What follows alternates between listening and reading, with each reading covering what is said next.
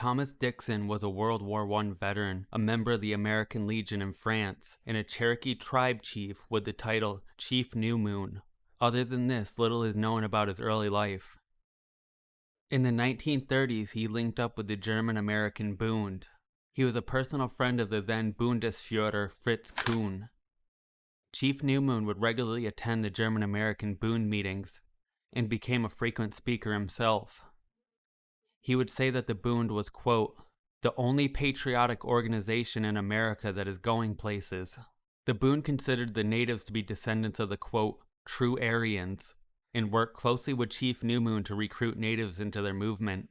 Early on, Chief New Moon would declare himself a, quote, full-fledged Nazi, and distributed German-American Bund literature to the natives on the reservations, telling them that they needed a Nazi Indian, quote, entente against communism.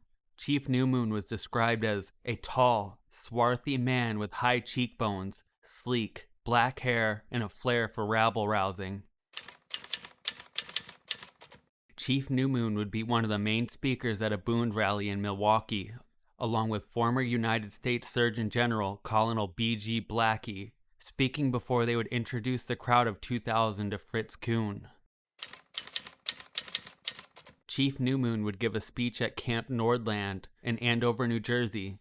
He would say that an alliance between the natives and National Socialist Germany is the only solution to, quote, drive out the Reds that had taken over America. He would also say, the Indians in the United States have been in concentration camps for the past 100 years. We, like your people, want freedom from the power that rules over us. Chief New Moon was featured in Life magazine on March 6, 1938, under the title Fascism in America, Some Voices of Hate, along with William Dudley Pelley, George W. Christian, Father Coughlin, Gerald Winrod, Robert Edward Edmondson, James True, Edward H. Hunter, Frank W. Clark, Senator Robert Rice Reynolds, Russell Dune, and Mayor General George Van Horn Moseley. In an effort to cripple the Bund, the mayor of New York, Fiorello LaGuardia, ordered investigations be launched into the Bund and Fritz Kuhn. As a result of these investigations, Fritz Kuhn would be indicted on May 25, 1939. In the summer of 1939, at a Chicago rally, Fritz and New Moon would attend a rally and speak. This time was different. A journalist had found out Chief New Moon's name. Until that point, all they had known him by was Chief New Moon, and they would release the name Thomas Dixon, along with pictures of the event. As a result of this, Chief New Moon would be fired from his job. Instead of trying to salvage his career, he doubled down. He became an even more frequent speaker and strengthened his ties with the Bund. He was always at the Bund Nordland camp in New Jersey. In December of 1939, Fritz Kuhn would be found guilty and sentenced to a maximum of 5 years for larceny and forgery. The following day, December 6th, Kuhn would be sent to Sing Sing prison. After Kuhn's imprisonment, the Bund began fracturing and the relationship with Chief New Moon began slowly fading away.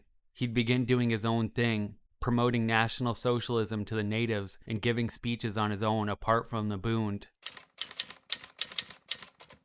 Chief New Moon would give a speech on a Manhattan street corner with Charles White, and both would be arrested for disorderly conduct charges. Judge Isaac Siegel would find Chief New Moon guilty and ordered him to pay a $50 fine, and if he didn't pay the fine, he would be sentenced to 20 days in jail.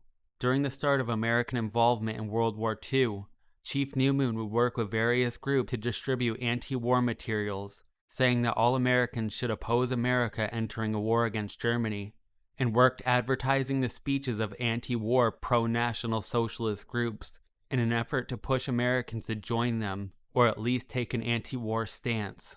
After his arrest and his now distant relationship with the Bund, Chief New Moon would go back to a more private life and started the United American Veterans Incorporated, which offered assistance to American veterans. He also started the United American Veterans Commentator, a 4-page paper which advocated for the American veterans and took anti-communist positions. In the paper, he would also endorse various political candidates on behalf of the American veterans in their fight against communism. Under the Thomas Dixon name, he would say, "Dear comrade, from 1934 to the present time, I have been fighting communism at every opportunity. I and the United American Veterans is 100% for Senator Reynolds and Representative Franklin. I have spoken several times to the America First. As a matter of records, a few years ago my picture appeared in Life magazine with Senator Reynolds, Father Coughlin, and several other orators. One of the principal objects of this organization is to combat communism." Another letter from July 12, 1946, again under the Thomas Dixon name, he would say, "I expect to go to Chicago about the end of August, and I would like to meet Mr. Frederick Kister, if you and I make arrangements to see him while in Chicago. I have heard of the Christian Veterans of America, and our organization is anxious to cooperate with the patriotic organization. That is the only way we could ever hope to throw the communists out of America. Yours in comradeship, Thomas Dixon." Shortly after the start of the United Veterans Commentator, the House Commission of Un-American Propaganda Activities began investigating the paper and Dixon. In the testimony of Henry Allen, they would question him about Chief Newmoon. After this, information is almost non-existent on the life of Thomas Chief Newmoon Dixon.